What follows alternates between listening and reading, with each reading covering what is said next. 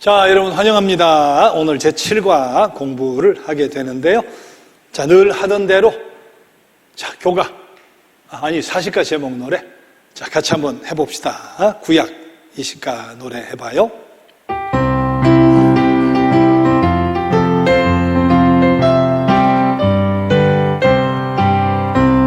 천지 창조 하나님의 의도 구조와 축복의 선언 약속된 축복에 대한 간절한 꿈 축복을 위한 통일 돌아가는 민족 축복에 대한 보증 감당할 힘 가나안 정복 위협에 대처하는 사사들 블레셋의 위협 통일왕국 축복에 대한 회상 붕괴되는 남북왕국 앞을 바라보며 포로 생활 하나님의 심판 역사 이식과는 회복.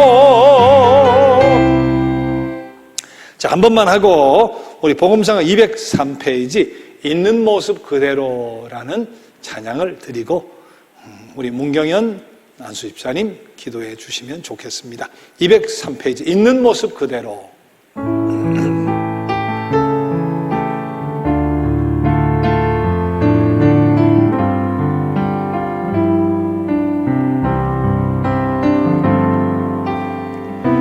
있는 모습 그대로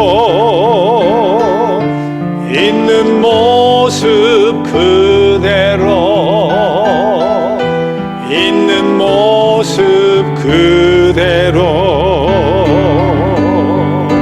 오시오 하나님은 당신이 있는 모습 그대로 있는 모습 그대로 오시길 원하십니다. 다시 한번 있는 모습 그대로 있는 모습 그대로 있는 모습 그대로 있는 모습 그대로 오시오 하나님은 당신이 있는 모습 그대로 있는 모습 그대로 오시길 원하심. 다시 한 번 더 해봐요. 잘 모르시는 분들도 계시죠? 있는 모습 그대로 있는 모습 그대로 있는 모습 그대로 오시오 하나님은 당신이 있는 모습 그대로 있는 모습 그대로 오시길 원하십니다.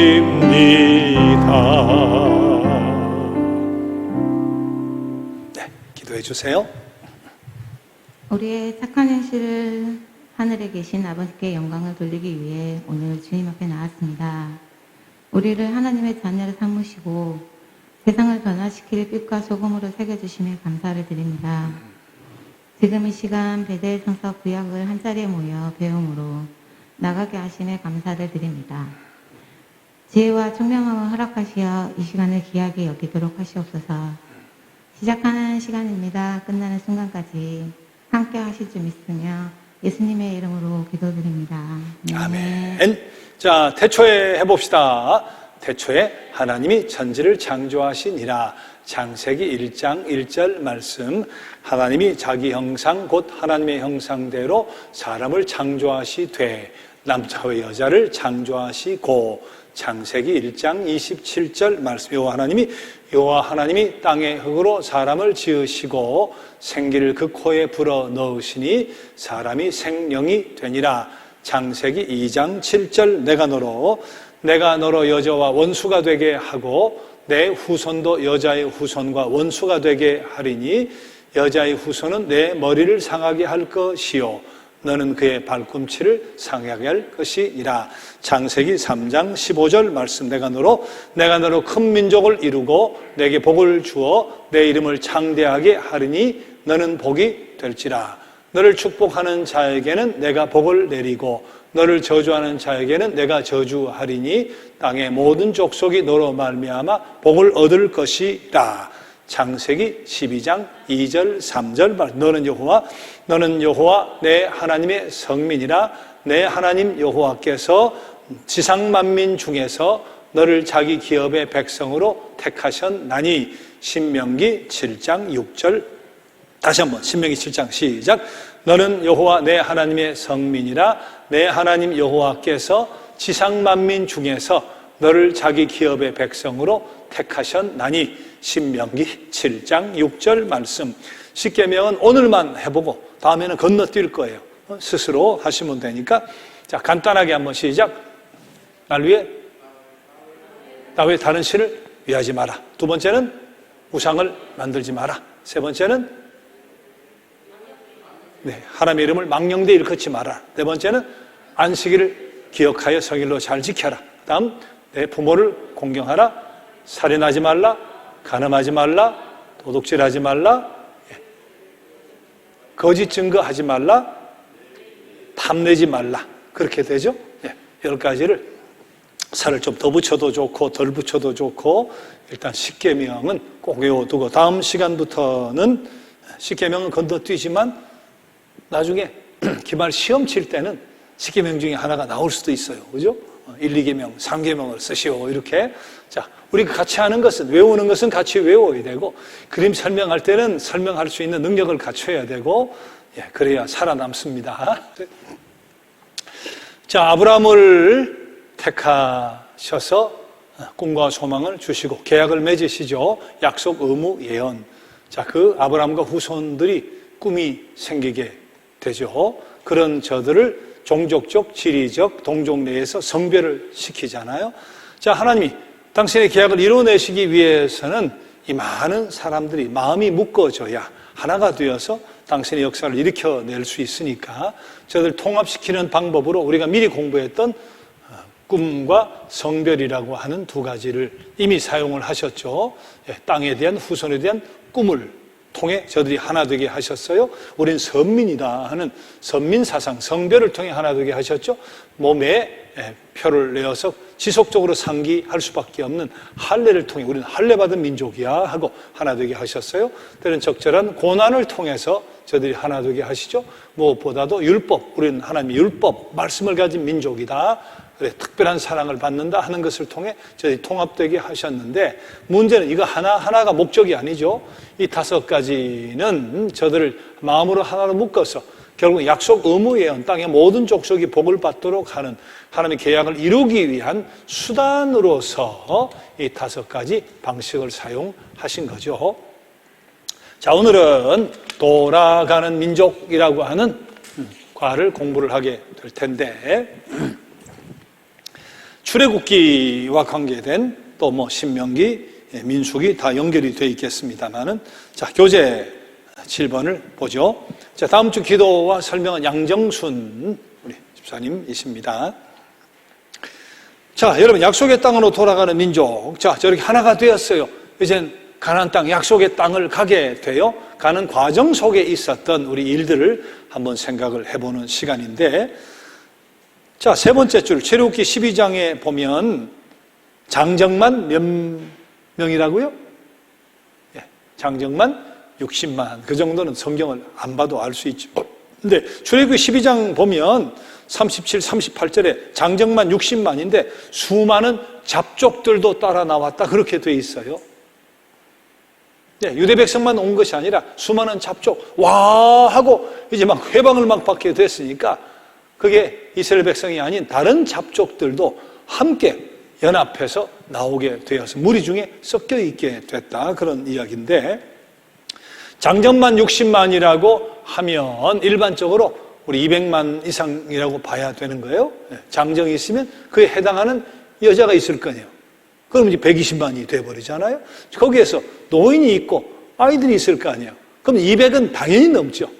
200은 틀림없이 넘는데 최소한 200만 명이 넘는 숫자인데, 이런 숫자를 의심할 필요 없어요. 성경을 볼 때 상징어로 해석돼야 되는 부분이 있죠. 일곱 천사, 일곱 뿔, 특히 일곱 뿔, 14만 4천 하듯이 계시록, 다니엘서 거기 나오는 상징적인, 그런 숫자를 쓸 수밖에 없었던 역사적인 배경이 있었으니까 그런 것을 제외하고는 성서의 숫자는 그냥 그대로 아멘으로 받으면 돼요. 보리떡 5개, 물고기 2마리로 5,000명 먹이셨다 하면 아이고, 아니 그거는 그냥 그대로 믿으면 돼요. 5,000명 먹이셨단 말이지. 60만 명 장정이 나왔다. 그 사이에 70명이 가가지고 세월이 흐른 뒤에 남자 장정이 70만이 됐구나. 우리가 의심할 필요 없죠. 여러분, 우리 시대 문화가 다 파괴가 되고 3,000년쯤 뒤에 문명이 굉장히 발달된 우리의 이제 후손이 될 텐데, 저들이 막 발굴을 하다 보니까 CD가 나오고 무슨 컴퓨터가 나오고 하드 드라이버가 나오고 하는데, 거기 이렇게 보다 보니까 무슨 전쟁이 나가지고 유대인을 600만 명을 학살했다는 기록이 나오는 거예요. 스탈린이 400만 명을 죽였다 이런 이야기가 나오는 거예요. 근데 또 기록을 보면 문명사회였어요. 보니까 문화가 있고 문명사회 기록이 나오는데, 3,000년 뒤에 후손들이 보고 이 숫자는 엉터리 아닐까? 왜? 문명사회에서 600만을 죽이고 400만을 죽이고 그럴 수가 있나? 그렇게 생각할 수는 있겠지만 그것은 사실이에요. 우리가 문명사회 속에 살아가는데 600만 명이 죽었다니까요. 스탈린에 의해서 400만 명이 학살을 당했다니까요. 의심할 필요 없잖아요. 그러니까 성서에 나오는 숫자는 상징어로 어쩔 수 없이 표현되었을 그런 부분을 제외하고는 그냥 그대로 우리가 받으면 되죠. 자, 세 번째 단락 보세요. 자, 같이 한번 읽어봅시다. 위기가 오다 하는 거. 오늘 이 말씀은 오늘 설교하고 또 자연스럽게 연결이 되는데, 자, 우리는 같이 읽어봅니다. 우리는 대대적인 민족 이동에서 위기를 예상할 수 있을 것이다. 심한 긴장감, 공포, 불안 및 불안정은 이집트를 뒤에 두고 떠난 이 사람들의 마음과 생각을 괴롭혔다. 출발은 빠르고 갑작스럽게 이루어졌다. 양식을 준비할 시간 여유조차 없었다. 시급한 이동으로 인해 그들은 밤낮으로 길을 가지 않으면 안 되었다. 자, 그런 상황 속에서 그 밑으로 내려와 무엇을 먹겠는가, 무엇을 마시겠는가, 애굽의 고기가마 곁에 있었던 때가 내가 좋았는데 이러다가 애굽으로 돌아가는 것이 낫지 않겠냐? 자, 이런 식의 이야기들이 나오기 시작하는데, 어떻게 보면 이 물음은 지극히 당연한 거예요. 지극히 당연한 거 아니겠어요? 200만 명 도시 생각해봐요. 200명, 제주가 70만 명 이렇게 이야기하는데, 이거 3배, 이 3배 인구가 같이 걸어간단 말이에요. 광야를. 근데 그래, 마셔야 되느냐, 어떻게 갈증 난다, 먹어야 된다. 당연히 말이죠. 우리가 괜히 나왔네. 그런 생각이 들 수밖에 없는 현실일 수 있잖아요. 이거 이상한 일 아니에요. 그저 믿음 없다, 그렇게 이야기할 게 아니에요. 현실을 생각해봐요, 현실을. 아무리 기적을 체험했다고 해도 10가지 재앙이 떨어졌다, 홍해바다가 갈라졌다. 그런데 현실이 3일 동안 물을 못 먹었는데 어떡하겠어요? 기적을 봤는데 어떻게 기적을 보고도 저럴 수 있나? 믿고 그냥 가면 되지? 그렇게 나이브하게 쉽게 생각하면 안 돼요. 여러분 잘 생각해봐요. 기적을 봤다고 여러분 이것이 정말 그렇게 수긍이 되겠어요? 사람이 지평선에서 지평선까지 끝도 없는 거예요. 200만이 넘으면. 그러니까 뭘 먹겠는가, 뭘 마시겠는가, 애굽이 혹시 좋지 않았나, 우리 여기서 매장지가 없어 나왔나, 그런 식의 불평은 지극히 당연한 것이다. 그렇게 생각해 볼 수 있죠. 자, 우리 오늘 본격적으로 공부하기 전에 지도 하나를 보겠습니다. 여러분 지도 나눠서 저 위에 가져가시라고 문자 보내드렸죠? 예. 저 지금 없으신 분은 뒤에 나가면 필경대 위에 2장 있어요. 자, 오늘 예배 오셔서 혹시 못 가져가신 분 계시면 주중에 오셔서 가져가세요. 그리고 다음 주에도 오셔서 가져가시면 돼요. 근데 오래 두질 않습니다. 왜냐하면 그 다음에 다른 자료가 나오면 이거 수거하거든요.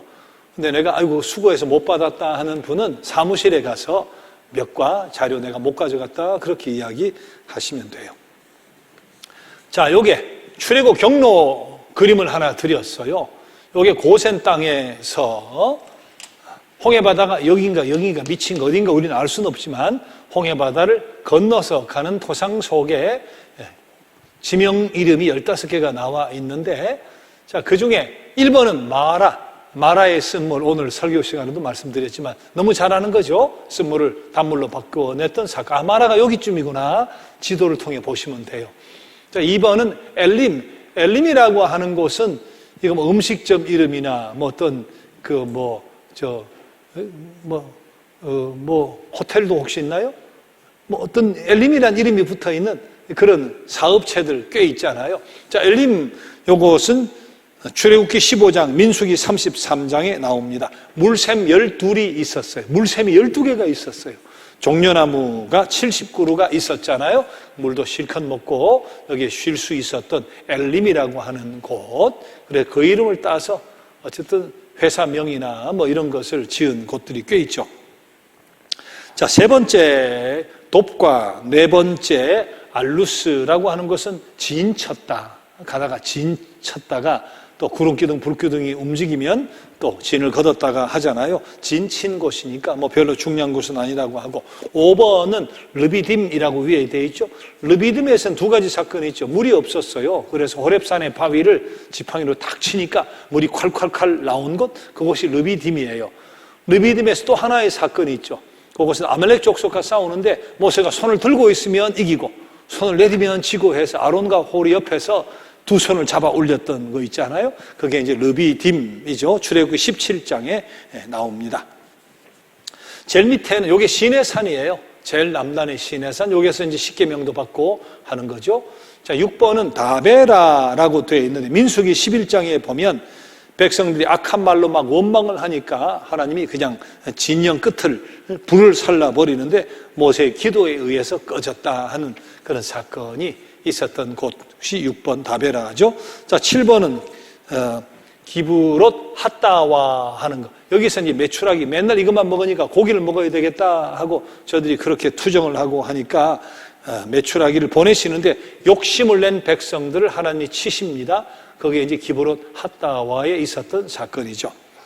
자, 8번 진친 곳이고, 이렇게 쭉 올라가다가 가데스 바네아, 요게 가데스 바네아가 있죠. 신광야 밑에. 여기서 12정탐꾼을 요게 보내잖아요.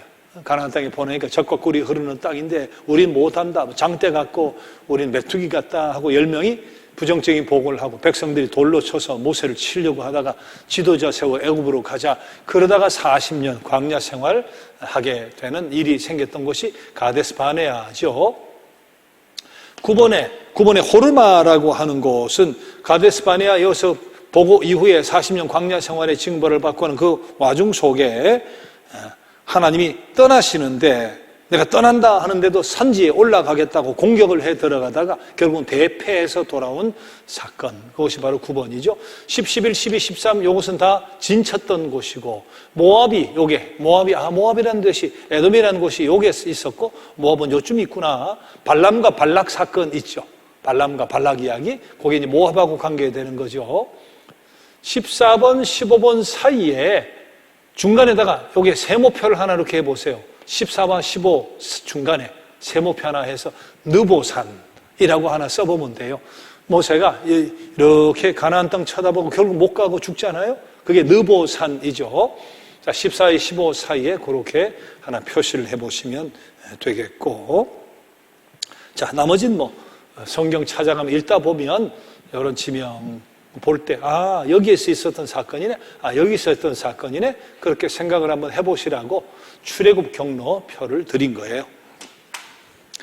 자, 그러면 교재로 가서 제일 밑에, 자, 본격적으로 왼쪽 위기는 하나님이 그의 백성으로 하여금 하나님을 신뢰하도록 단련하시기 위한 것이었다 하는 말이 나오죠. 자, 오늘 제가 말씀 시간에 바로 그 이야기 한 거잖아요. 하나님이 당신이 일방적으로 불러가지고 데려 나왔으면 홍해바다에 있으면 알아가지고 쩍 가르고 그리고 추격하는 건 못하게 딱 막아버리고 광야 들어가면 알아서 3일씩 물 못 먹고 탈수에 안 걸리게 물이 착착 나오게 하고 마라에 쓴물이 있으면 그 미리 말이지 쓰다 하는 걸 알기도 전에 단물로 바꿔놓고 그러시면 되는데 왜 그렇게 안 하시나? 앞서가시면서 다 미리미리 사전에 해결하시면 되는데 그 능력을 갖고도 왜 가서 이렇게 목말라 죽겠다 말이지 우리는 매장지가 없느냐부터 해서 그런 한탄이 나오고 좌절하고 한계 상황에 부딪히도록 그냥 내버려 두셨느냐 하는 거예요. 자, 그 이유가 뭐라고 했어요? 방금 읽은 위기는 하나님이 그의 백성으로 하여금 하나님을 신뢰하도록 단련하시기 위한 것이었다. 미리 해결해 주실 수 있으시지만 그 백성을 뭘 단련시켜요? 위기 속에서 우리가 바라볼 분은 하나님 한 분밖에 없다. 그걸 훈련시키려고 위기에서 해결책은 하나님밖에 없다 하는 것을 보여주시려고 홍해바다가 앞에 있고 뒤에서 애굽 병사가 막 쫓아오잖아요. 그때 모세를 통해 이야기하죠.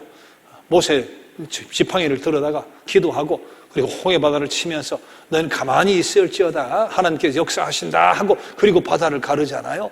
위기의 상황 속에 우리가 쳐다볼 분은 하나님 한 분밖에 없구나. 물도 단물로 바꿔낼 때 하나님이 지시하는 과정을 보죠.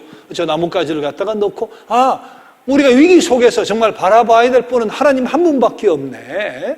자, 그것을 훈련시키기 위해서 때로는 위기를 주어서 믿고 신뢰하게 한 뒤에 해결시켜 주시고 하나님밖에 없다.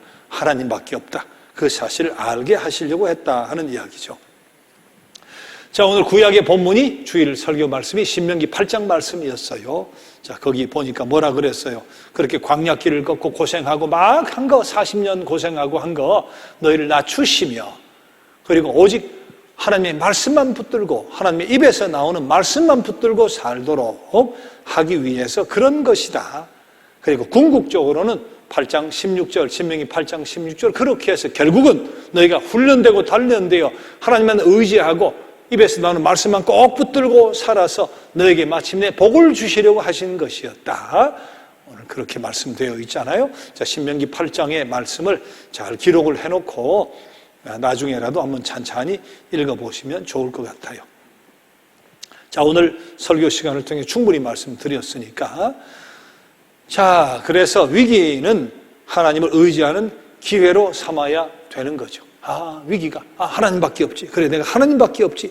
위기가 왔다고 불평하고 엄마고 하나님 날 사랑 안 하시나 봐. 하나님 안 계신 것 아닐까? 그러지 말고 위기가 오고 고통이 오고 한계 상황이 오면 그 순간 우리가 해야 될 것이 뭔가? 이 위기를 극복해내는 것은 하나님 한 분밖에 없다. 위기에서 해결책은 하나님밖에 없다 하고 더 강력하게 말씀을 붙들고 강력하게 하나님께 기도드리고 해야 되는 것이니까 그때 위기가 기회가 되는 역사가 나타난다. 그것을 훈련시켜가는 과정이 바로 광야 생활이었다 하는 것을 신명기 8장에서 말씀을 해주시죠. 우리가 평안과 축복 시 우리는 더 근심하고 경계해야 돼요. 위기 때는 웬만한 신앙인들은 위기이기 때문에 하나님 앞에 의지합니다. 위기이기 때문에 말씀 붙들고 찬양하고 기도하고 더 열심을 내려고 하는 경우가 많은데 오히려 역으로 평화와 축복 시가 더 위험할 수 있어요. 근심해야 되고 경계해야 돼요. 여러분 아침에 잠자기 전이라든지 아침에 눈 뜨자마자 하나님 일용할 양식을 주옵소서 그런 기도하시는 분 계세요? 옛날에는 했죠. 먹고 살 거 없을 때 애는 학교는 보내야 되고 밭에 나가 일은 해야 되는데 먹을 것이 없는 시절은 그렇게 기도할 수밖에 없었는데 지금은 아무도 그렇게 기도 안 해요. 지금 적어도 베델성 사는 분들은 아무도 그런 기도 안 해요. 하나님 내일 아침에 눈 뜨면 먹을 것이 있게 꼭 해주십시오. 누군가가 대문 앞에 뭘 갖다 놓게 그런 거 기도 안 하잖아요. 그건 남자 같으면 아내를 의지하거나 냉장고 의지하거나 그러면 돼요. 하나님 의지할 필요 없어요. 그래서 이게 실제로 안락한 집, 안락한 차, 풍성한 물질, 이게 오히려 하나님이 있는데 방해되는 수가 많아요.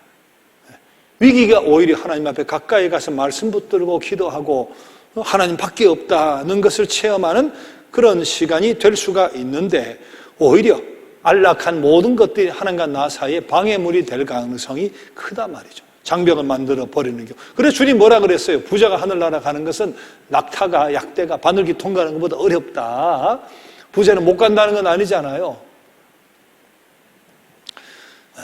그 무슨 뜻이겠어요? 물질적인 축복, 물질적인 안락과 부요가 잘못하면 저주가 된다는 거예요. 저주가 된다. 오히려 위기가 하나님 한 분밖에 없다는 것을 의지하고 믿고, 그리고 연단하고, 그리고 신앙에 아주 소중한 체험을 하는 은혜의 통로가 될 가능성이 훨씬 크기 때문에, 자, 그런 의미에서 저들에게 앞서가시면서 미리 사전에 다 해결해 놓을 수 있음에도 불구하고 하나님은 정말 하나님밖에 없다는 것을 보여주시기 위해서, 그리고 그렇게 알게 하기 위해서 이런 위기를 경험하게 하셨다. 그 사실을 기억할 필요가 있죠. 자, 질문 한번 보겠습니다. 1번, 역사는 하나님을 떠나서 이해할 수 없고 하나님 역사를 떠나서 이해할 수 없다. 그렇죠. 하나님 역사의 주관자니까 지구 만들고 역사를 이렇게 굴러가라, 너희들이 알아서 해라 하고 떠나버리신 것이 아니니까. 하나님 역사의 주인공, 역사의 주관자, 섭리자이니까 역사와 하나님은 분리해서 이야기할 수가 없죠. 역사 속에 공의의 역사, 심판의 역사, 사랑의 역사, 그런 사건들로 가득 차 있기 때문에 분리가 불가능하죠. 하나님이 역사의 주관자, 섭리자니까.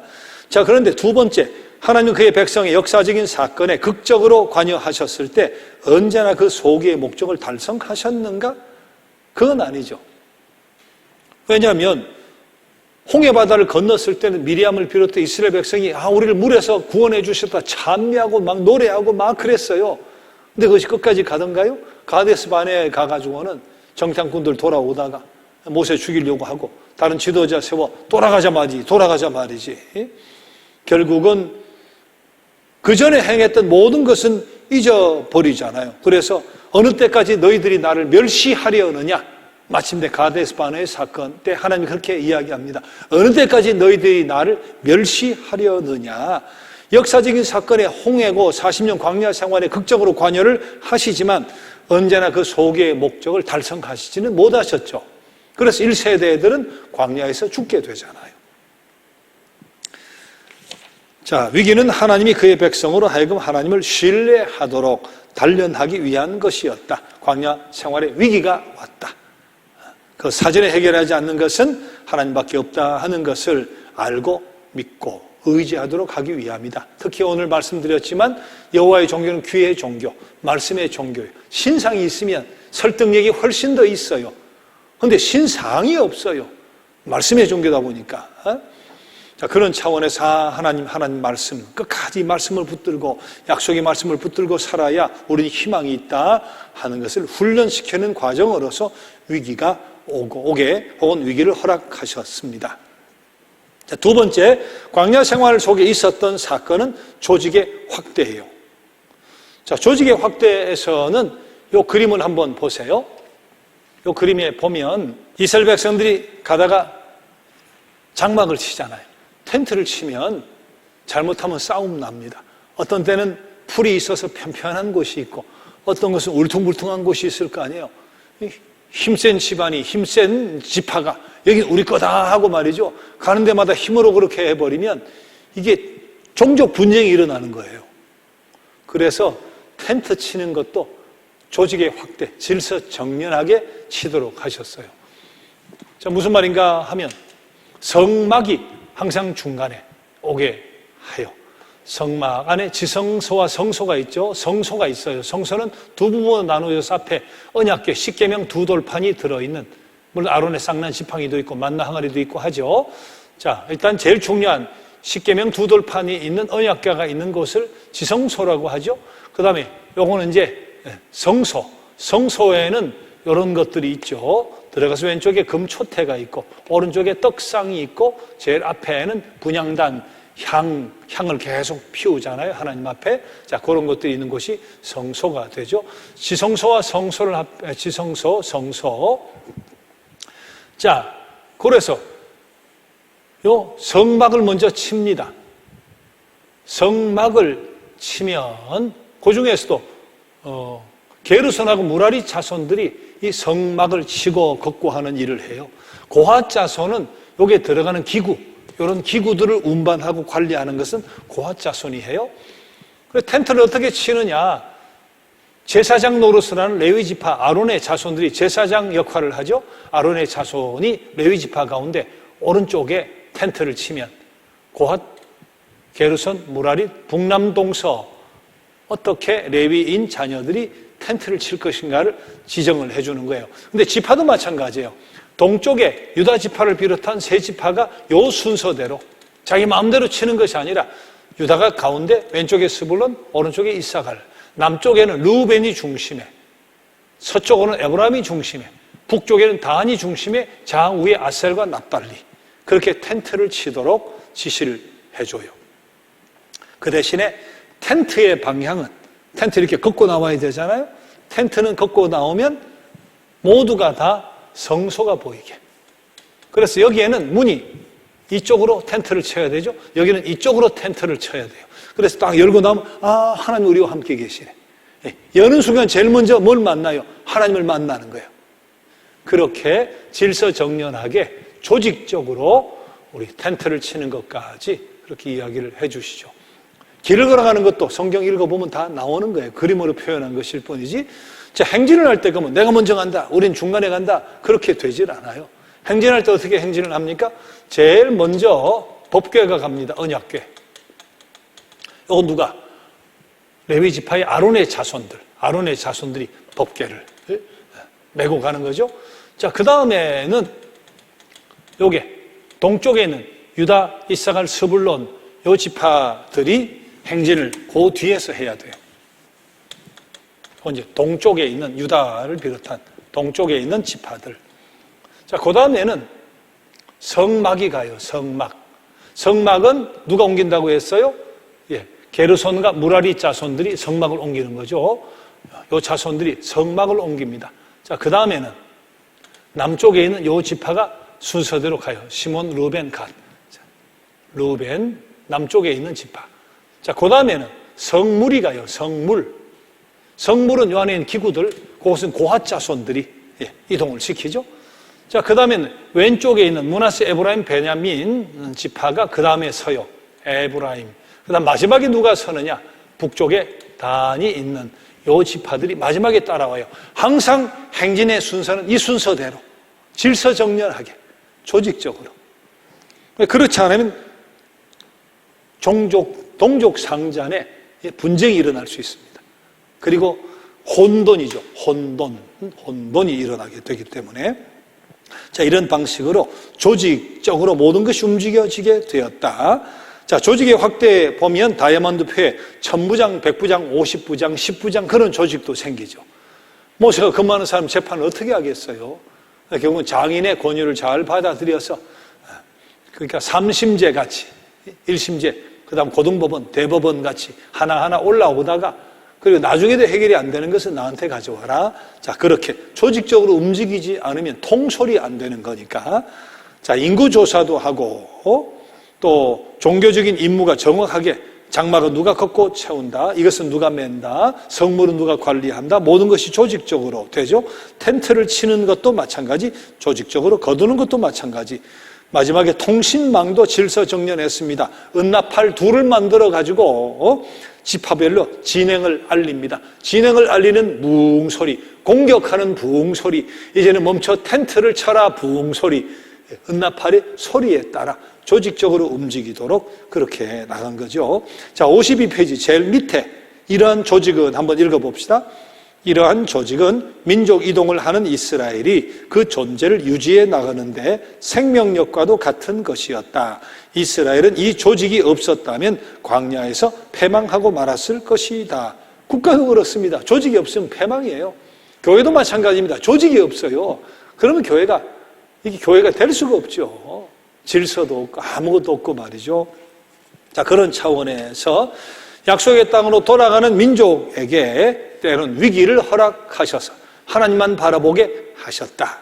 두 번째는 조직적으로 움직이도록 조직의 확대를 시키셨다. 자, 세 번째 53페이지로 가서 자, 그 다음 율법과 법률의 제정입니다. 자, 율법, 법률 지난번 말씀드렸잖아요. 자, 원래 10계명으로 시작했던 출애굽기 20장 10계명으로 시작했던 것이 나중에는 두 하라 하는 것이 2, 4, 8개로 돈하지 마라 한 것이 3, 6, 5개로 자, 이렇게 613개 하라 하지 말라 하는 율법으로 나중에 조항이 많아지게 되는데 자, 이것이 없으면 어떻게 됐겠어요? 10가지만 있었으면 어떻게 됐겠어요? 누가 소를 잡아먹었다. 그럼 어떻게 해요? 예? 누가 텐트 속에 들어와 물건을 훔쳐갔다. 어떻게 해요? 그럼 누가 어떤 힘 있는 사람은 갔다가 5마리를 다시 가져왔다.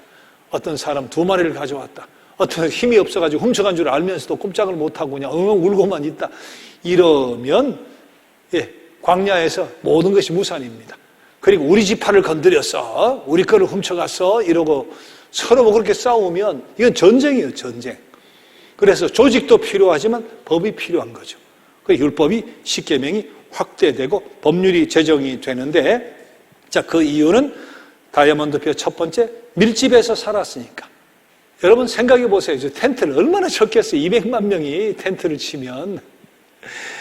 자, 저 상황 속에서 밀집해 살았으니까 출애굽기 21장 보면 살인은 사형이다. 그렇게 법이 제정이 돼요. 그 다음 18절, 19절 상해죄는 손해배상이다. 또 이는 인, 눈은 눈이다. 22장 옷을 전당 잡혔을 때는 해지기 전까지는 돌려줘야 된다. 사막에서 추우니까 그 옷이 아니고 망토 같은 거라 그랬죠. 망토. 이걸 이렇게 걸치고 쇼울 같은 망토. 잘 때는 그것이 덮어야 되니까 저당 잡아도 저녁엔 돌려줘야 된다. 또 마지막 23장 다수에 따라 악을 행하거나 부당한 증인이 되어서는 안 된다. 가난한 사람 송사를 차별해서는 안 된다. 자, 이런 내용들이 생기고 그 다음 문제가 뭐냐 하면 가축의 문제예요. 사람들도 밀집했지만 가축하고 섞여 산 거예요. 저기 갖다 매놓지를 못하잖아요. 내가 가축을 데려왔으면. 그런데 이 가축인지 저 가축인지 내 건지 네 건지 구분도 어려운. 그래서 배고프면 잡아다가 고기 해먹고 소고기 해먹고 말이죠. 이런 일이 생기면 큰일 나잖아요. 자, 그러면 그 상황 속에서 이 질서 정연하게 하기 위해서 출애굽기 21장을 보면 소가 사람을 받아 죽이면 그 소를 돌로 쳐 죽여라. 자, 그런 법이 생겨요. 주인이 경고를 받아서 저 소가 날뛰고 저 큰일 나겠다, 큰일 나겠다. 경고를 받았는데도 어떻게 잘 단도리를 못해가지고 그 소로 말미암아 사람이 죽거나 하면 그 주인도 죽여라. 이미 경고를 했음에도 단속을 안 했으니까. 또 종을 받아서 죽이면 종의 경우는 은 30세겔로 배생하라. 자, 그렇게 출애굽기에 나와 있는 거예요. 다른 데도 보면 가축을 잡아가지고 도축해서 먹어버렸어요. 팔아버렸어요. 그러면 그 사실을 알게 되면 소는 5배로 갚는다. 양은 4배로 갚는다. 근데 가서 보니까 아직 안 잡아먹었어요. 그 집에 그냥 양이 그냥 있어요. 자, 그렇게 되었을 때는 2배를 갚는다. 자, 이런 것이 구체적으로 법이 만들어지는 거죠. 밤에 도둑이 들어왔을 때 막 싸우다가 죽이면 무죄다. 아무것도 안 보이니까. 낮에 도둑이 왔을 때 사람을 죽이면 그것은 유죄다. 눈에 보이는데 사람을 죽였기 때문에. 자, 그런 법률까지 출애굽기에 보면 쭉 나와 있죠. 자, 그런데 중요한 것은 다이아몬드 세 번째 거 보세요. 미성숙한 이스라엘은 완전한 율법을 가질 준비가 되어 있지 않았다. 자, 무슨 말씀인지 알겠어요? 우리 이렇게 구약의 율법을 보면서 신약의 예수님의 법하고 왜 이렇게 달라? 구약의 하나님하고 신약의 하나님이 다른 건가? 그런 생각을 하게 될는지 모르지만 그때는 왜 그랬느냐? 그때는 미성숙했으니까. 하나님을 모르는 사람들, 훈련이 안 된 사람들, 전혀 훈련이 안 된 사람들. 여러분, 유치원 아이들한테 너 집에 몇 시까지 들어와 하는 거 하고 대학생 아들한테 너 몇 시까지 들어와 하는 것은 같을 수는 없어요. 대학생은 10시 좋아. 10시도 된다만. 몰라. 넉넉한 분은 11시, 12시도 있나요? 자, 고등학생 너는 몇 시까지? 다르잖아요. 차이가 나잖아요. 성숙, 미성숙에 따라 차이가 날 수밖에 없는데 그런 차원에서 갓 신앙생활을 막 시작한 사람에게 이제 막 신앙생활을 했어요. 다음 주부터 11조 내야 됩니다. 주방 가서 밥 해야 됩니다. 토요일날 와서 청소해야 됩니다. 이러면 그냥 지레 겁먹고 도망가 버릴 거예요. 다시는 안 올 거예요. 왜? 신앙의 수준이 이제 갓 걸음맞이를 하는 신앙 수준인데요. 아직 준비가 안 됐는데 달라야 되잖아요. 그러나 이미 신앙생활을 오래 하고 교회 중진이 되면 요구하는 게 달라야 되죠. 이렇게 헌신해야 되고 예배도 수요 예배도 오시고 새벽에도 와서 기도하시고 또 네 가지 물질도 하나님 앞에 그렇게 바르게 바치시고 그러나 그것은 정도의 차이가 있는 게 훈련이라 하는 것이. 자, 이스라엘 백성들은 이제 각 걸음만 하는 거예요. 계약 땅에 들어가서 훈련받아서 땅의 온 족속이 복을 받도록 하는 계약을 이루기 위해서 지금은 이동 과정이에요. 약속의 땅에 가는 이동 과정이에요. 자, 그런 차원에서 예수님 주신 뒤의 법하고 구약의 법은 많이 다르죠. 자, 예를 들어 구약의 법은 살인하지 마라 그렇게 되어 있잖아요. 그럼 살인만 안 하면 되는 겁니까? 자, 구약에 살인하지 말아라. 자, 구약. 근데 예수님 뭐라 그래요? 노하거나 미워하면 이게 살인하고 똑같다. 그렇게 이야기해 버리시잖아요. 간음하지 말라 그렇게 돼 있어요. 근데 예수님은 음욕을 품으면 간음한 거하고 똑같다. 그렇게 이야기를 해버리시니까. 또 이혼하지 마라. 옛날에 이혼 증서 써주면 된다. 이혼 증서 써주면 된다 그랬어요. 함부로 막 하니까. 근데 이용해 먹는 사람이 생겼어요. 그냥 증서 썼으니까 너 나가 말이지. 그런 남존여비 사상 속에서 이렇게 돼 있잖아요. 근데 예수님 뭐라 그래요? 하나님이 맺어 주신 것, 짝지어 주신 것, 나누면 안 된다. 그렇게 이야기하시잖아요. 물론 단서가 붙습니다. 음행한 연고 외에 하는 단서가 붙지만, 자, 구약의 법은 뭡니까? 이는 이, 눈은 눈으로. 철저한 보복이잖아요. 신약 예수님 뭐라 그래요? 원수도 용서하라. 거기다가 왼뺨 치면 오른뺨 돌려라 말이에요. 오른뺨. 여러분 지금 광야에서 행진해가는 발걸음 이제 막 각 걸음만 걷는 사람에게 이거 갖다 댔으면 두 손 들고 도망갔을 거예요. 못합니다. 난 그렇게 어떻게 살아? 못 삽니다 말이지. 그러나 신약에 예수님이 오셨을 때는 때가 참에 오셨잖아요. 많은 세월이 흘렀잖아요. 그래서 신앙의 성숙을 이룰 수 있는 충분한 시간이 됐잖아요. 그래서 예수님은 이런 법을 주신 것이죠. 구약의 하나님과 신약의 하나님이 다르다가 아니라 갓 신앙생활한 상태에 주신 법이 이 당시에 율법이다. 그렇게 생각을 해야 되는 거죠. 자, 그래서 53페이지 밑에서 두 번째 단락 주권자의 하는 곳 읽어봅시다. 주권자의 거룩한 율법을 보다 완전히 계시하는 일은 그리스도가 오시기까지 기다리지 않으면 안 되었다.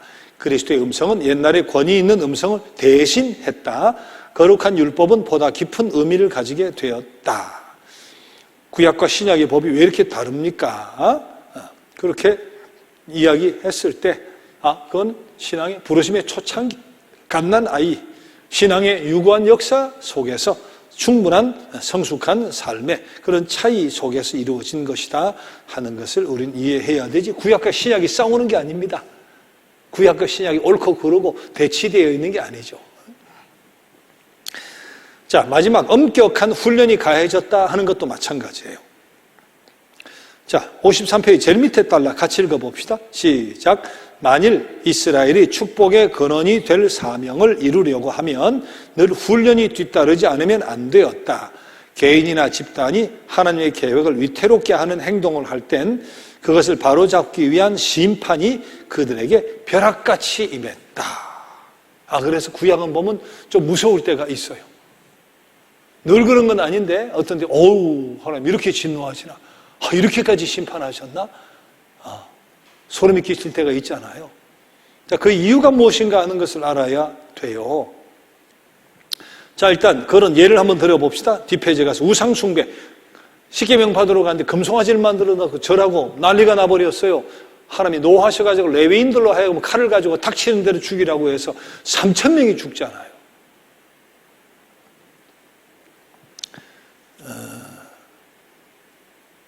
자, 그리고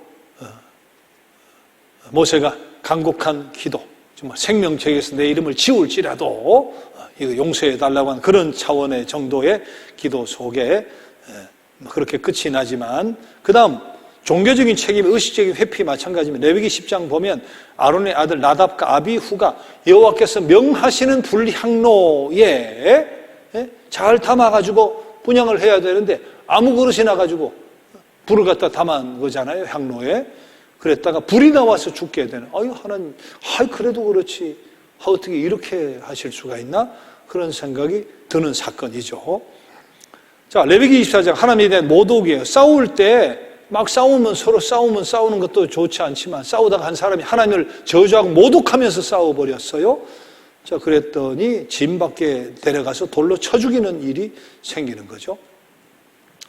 민수기 12장에 보면 모세의 누이와 형 아론과 미리암이 하나님이 너만 말씀하시냐, 니만 대통령 해먹냐 하고 그렇게 시기하고 덤비는 일이 있었단 말이에요.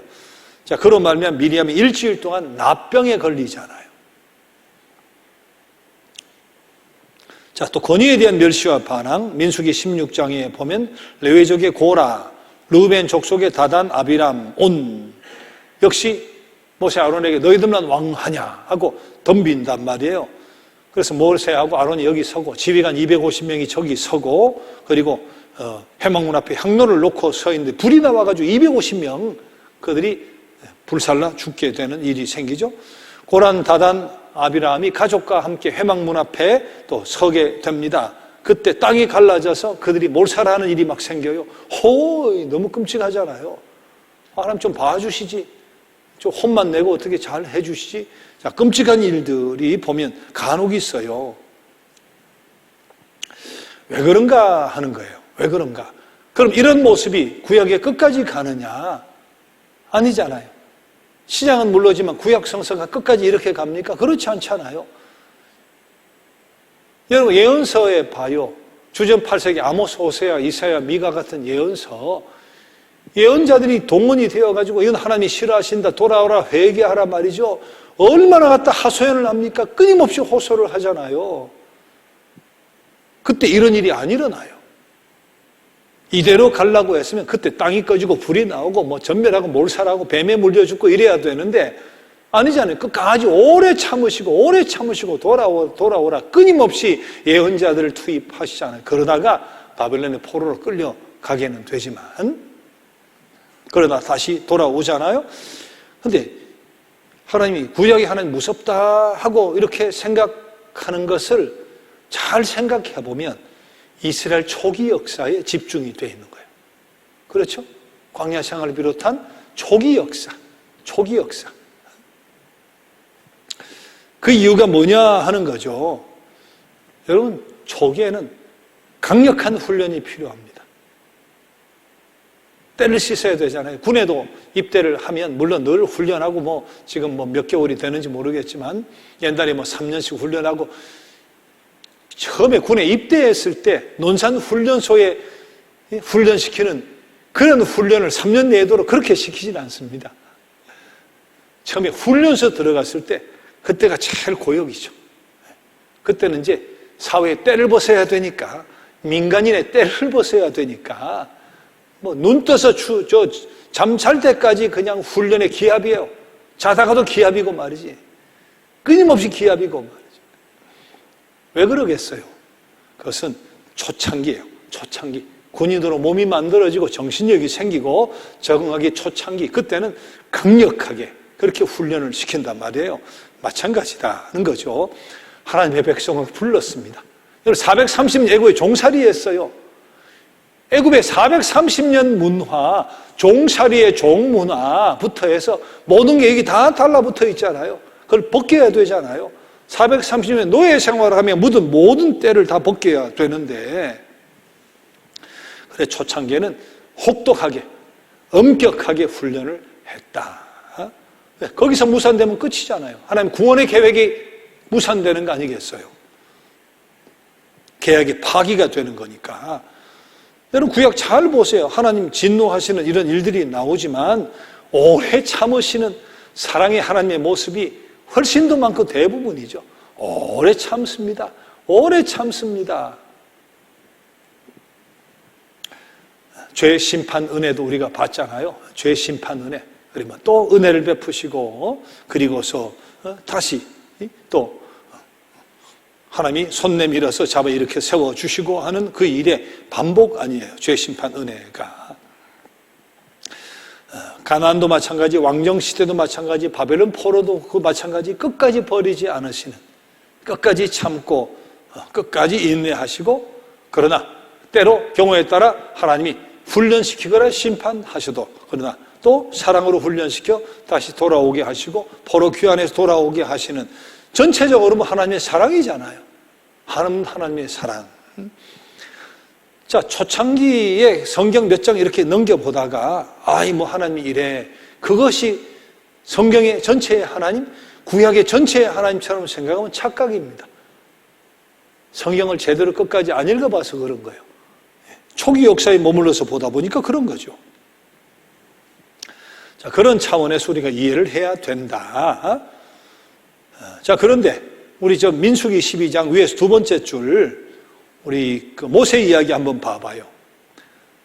율법을 주시고 법을 주셔도 항상 잘 보면 법대로가 아니라 법의 정신을 생각하게 만들어요.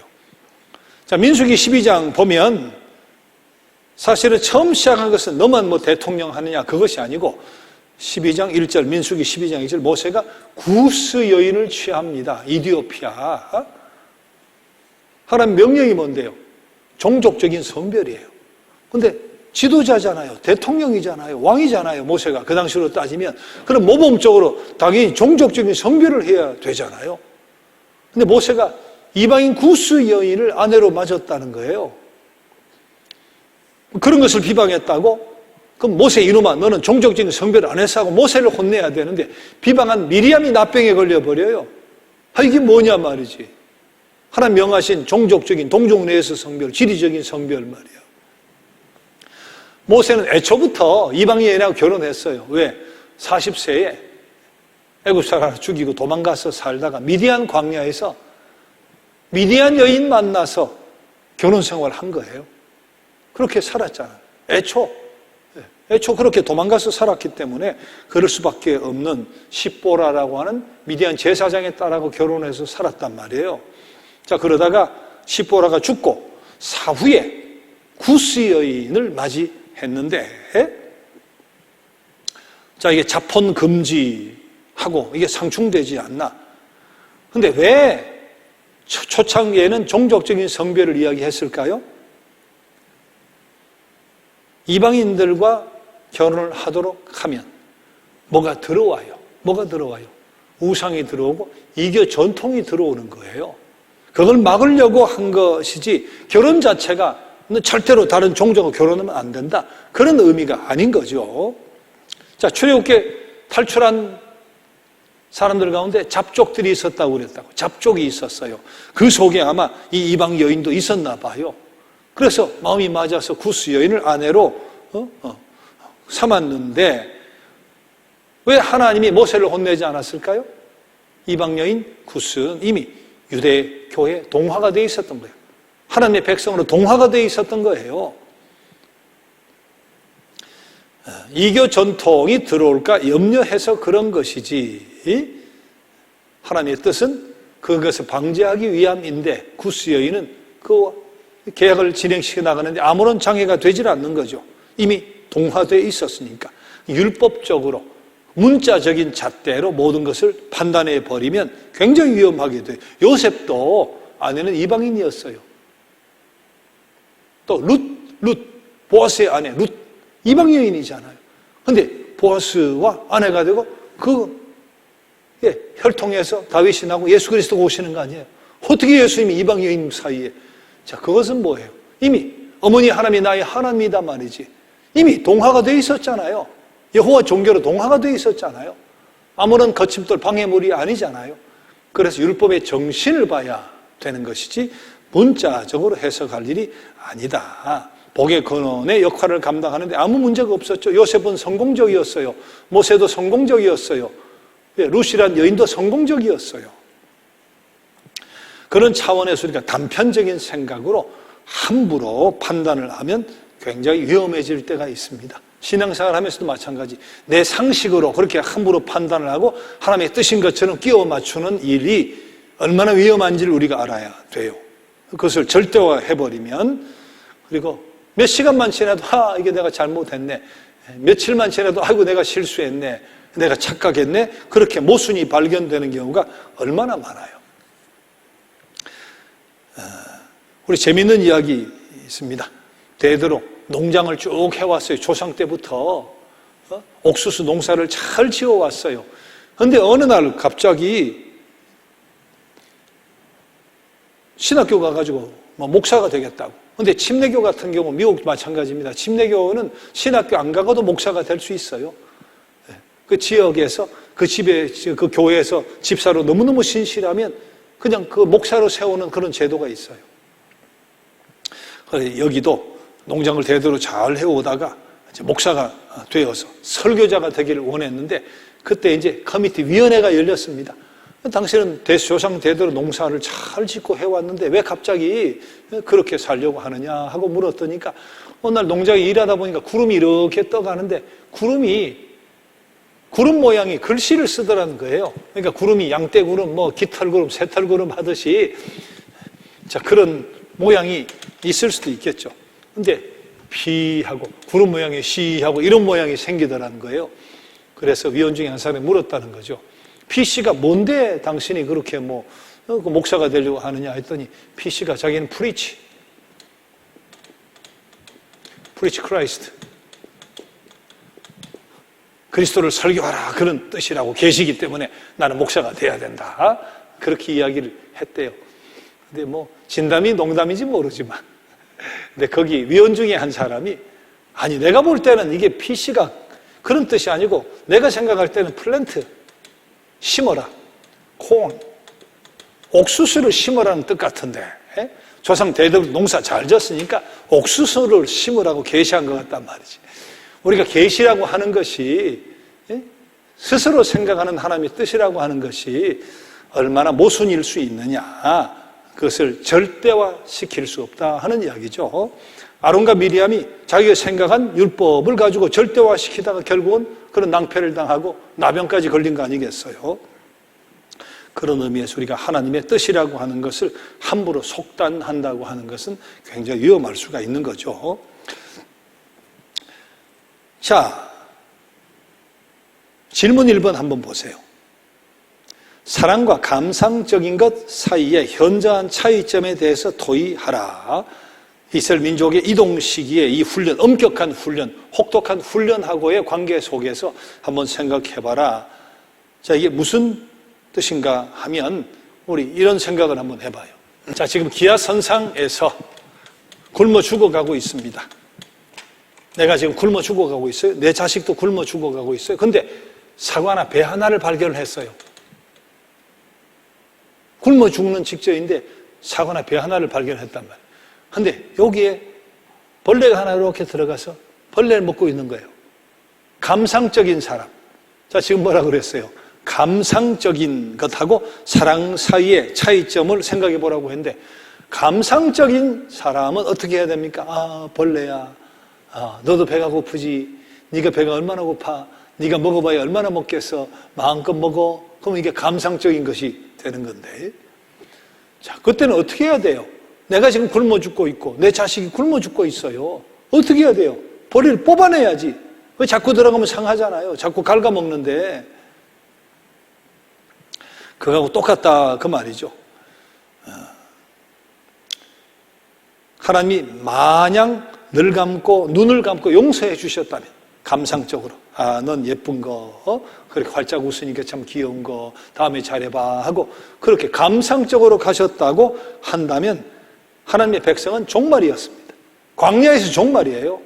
이렇게까지 혹독하게 때로는 엄격하게 훈련을 시켜도 가면 또 넘어지고 자빠지고 또 배신하고 저렇게 혹독한 훈련을 제 눈으로 보면서도 말이죠.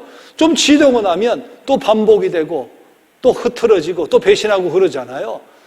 처음부터 감상적으로 하나님이 대해 주셨다면 하나님의 섭리는 무산되고 말았을 것이다. 광야에서 하나님의 백성은 무산되고 하나님의 계획도 수포로 돌아가고 말았을 것이다. 이게 바로 생명의 위기, 공동체의 위기라고 하는 점에서 봐야 되는 것이지 우리 파급 효과, 전염 효과라고 하는 것은 굉장하잖아요. 감상적으로 주어 넘겼을 때 그 다음 파급 효과, 200만 명이 지나가면서 그 다음 파급 효과, 전염의 효과를 생각하면 그 다음 질서라는 게 무너지는 거잖아요. 공동체가 위기가 오는 거니까. 아까 말씀드린 바와 같이 430년 노예로 살았습니다.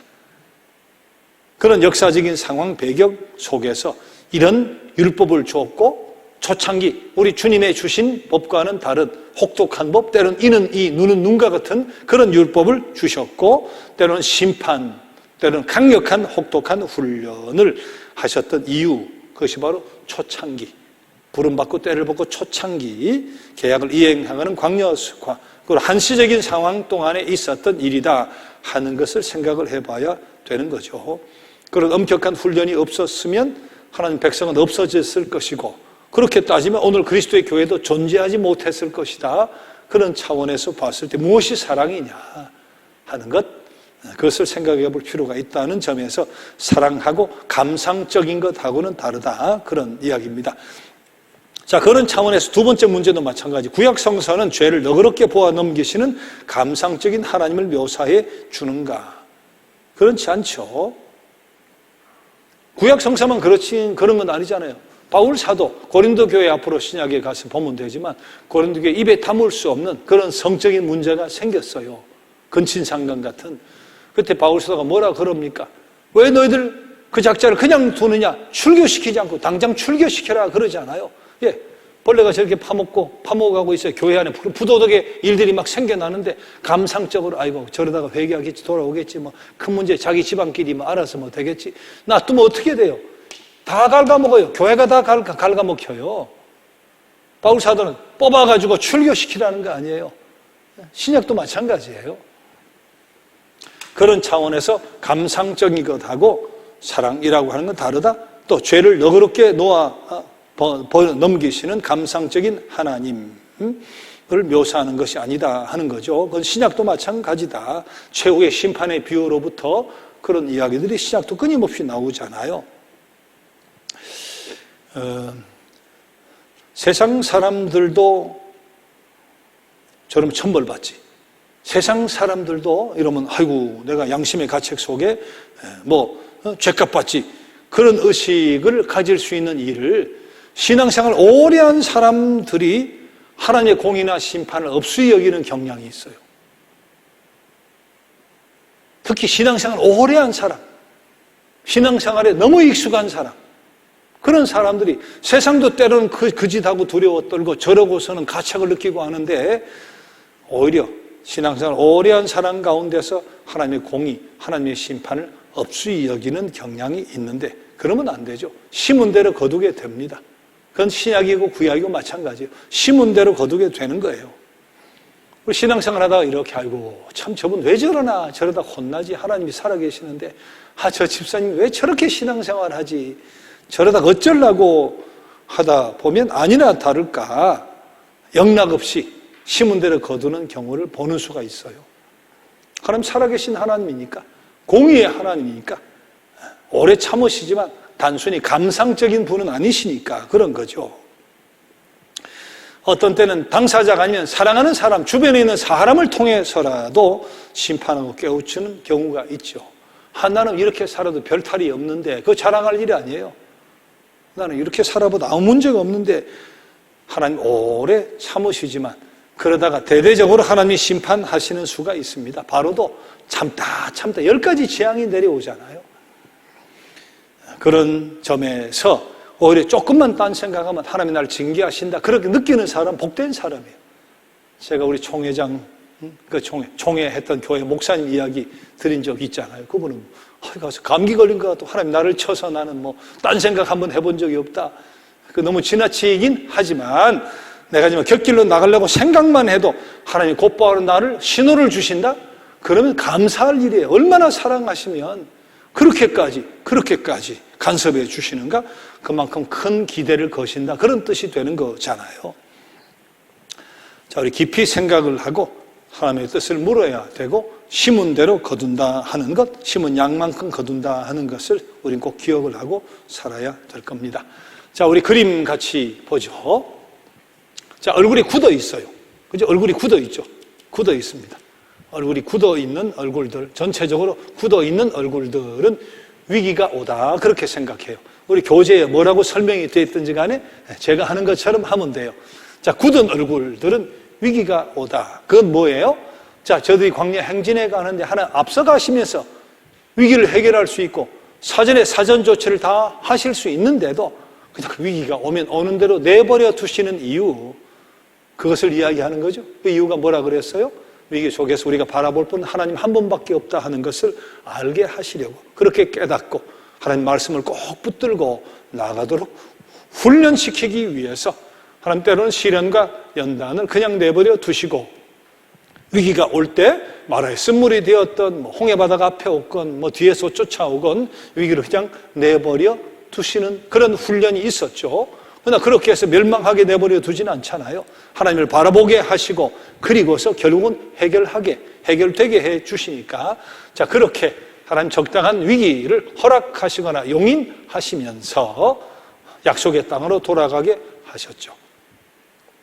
자, 두 번째는 이렇게 여기 무리가 있고 여기 무리가 있고 이렇게 있는 것을 보고 조직이 확대다. 그렇게 생각을 해봐요. 한 무리 이렇게 있는 게 조직의 확대다.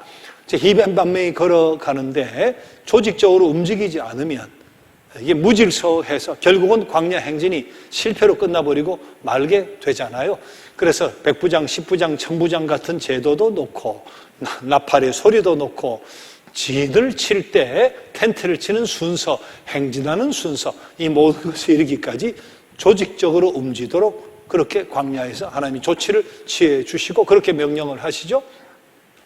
자, 또 하나는 이 사람이 율법을 가지고 있습니다. 율법과 법률이 제정이 됩니다.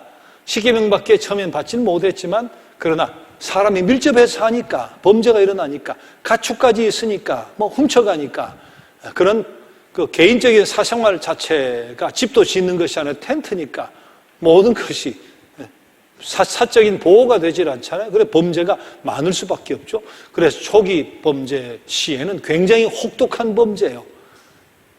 지금 이동 가운데 프라이버시라는 게 전혀 없는 가운데서 그냥 용인되고 감상 쪽으로 넘어가 버리면은 질서가 다 무너져 버리니까 초창기는 이에는 이, 눈에는 눈 하는 그런 식의 방식으로 그렇게 율법과 법률이 제정이 되죠. 이 사람의 지팡이는 혹독한 엄격한 훈련이다 그렇게 생각합시다. 지팡이는 막대기 몽둥이다 그렇게 생각을 하면서 우리 마지막에 보았던 것 같은 엄격한 훈련이 가해지죠. 자, 그러나 그것이 구약의 전체 하나님의 모습이다 그렇게 보면 안 돼요. 그것은 초창기니까 430년 노예 생활 종살이 했던 그런 때에서 변화, 급작스러운 변화 속에서 때를 벗어야 될 때이기 때문에 그때만큼은 아주 혹독하게 징계하고 때로는 심판하셨다 하는 것은 잘못하면 파급 효과로 말미암아 공동체 위기가 생겨버리니까 그렇게 해서 그냥 광야에 서로 싸우다가 망해버리고 하나님의 계획이 달성이 되지 못하는 수가 있기 때문에 그래서 초창기 아주 혹독하게 훈련하셨다. 자, 그렇게 생각을 해보면 되겠습니다. 자, 이런 것을 가지고 구약은 진노의 하나님, 신약은 사랑의 하나님, 영지주의자 같이 창조의 하나님은 나쁜 하나님, 신약의 하나님은 우리를 구원하시 좋은 하나님, 그런 생각은 성경을 잘못 해석하는 거죠. 자, 초창기 역사 속에서 하나님이 저들을 어떻게 만들어가는 과정 속에서 하나님이 저들을 대하는 방식이 달랐다 하는 것을 이해하면서 우리 성서를 이해를 하면 좋겠습니다. 자, 약속의 땅에 돌아가는 과정 속에서 있었던 4가지 위기가 오고, 위기를 통해 당신만 바라보게 하시고, 조직이 정비가 되게 하시고, 율법과 법률이 제정이 되지만 그 걸음마니까 이는 눈의 수준의 그와 같은 율법들이 제정이 되죠. 그리고 하나님 초창기 혹독하게 훈련하셨다. 자, 그런 과정 속에 되어진 일들을 이해를 하면서, 그 다음 어떻게 하나님의 법이 또 백성을 대한 하나님의 자세가 어떻게 달라지는가 하는 것은 우리 그 다음 계속해서 보게 됩니다. 자, 다음 요절은 신명기 8장 16절 말씀인데요. 오늘 예배 시간에, 설교 시간에도 이 말씀 함께 읽었어요. 내 조상들도 알지 못하던 만나를 광야에서 내게 먹이셨나니 이는 다 너를 낮추시고 너를 시험하사 마침내 내게 복을 주려 하심이었느니라. 너를 낮추시며 너를 시험하사 마침내 복을 주려 하심이었느니라. 우리 훈련의 끝은 마침내 연단 후에 복을 주시려 하심이었다 하는 약속의 말씀이니까 이 말씀을 잘 우리가 기억을 했으면 좋겠습니다. 자, 오늘은 269페이지 주 품에 품으소서 하는 찬양을 보죠. 자, 뒤에 저 창세기 역사 도표 하나 또 드렸죠. 그 뒤에 보면 그것은 그냥 참조하시라고 드린 거니까 그렇게 내용을 보시면 되겠습니다. 자, 269페이지 주 품에 품으소서.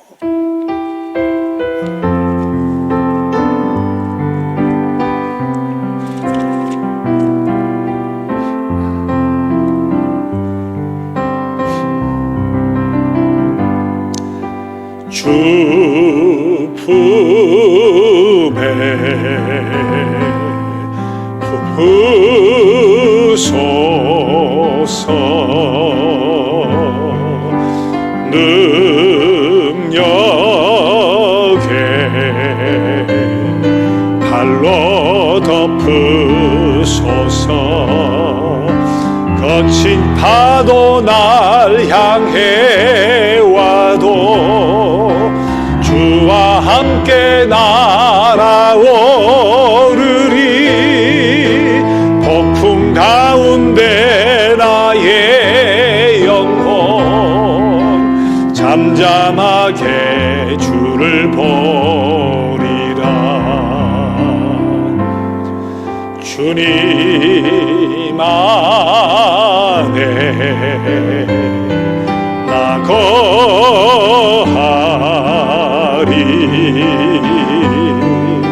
주 능력 나 잠잠히 믿네. 거친 파도 날 향해 와도 주와 함께 날아오르리. 폭풍 가운데 나의 영혼 잠잠하게 주를 거친 파도 날 향해 와도 거친 파도 날 향해 와도 주와 함께 날아오르리. 폭풍 가운데 나의 영혼 잠잠하게 주를 보리라.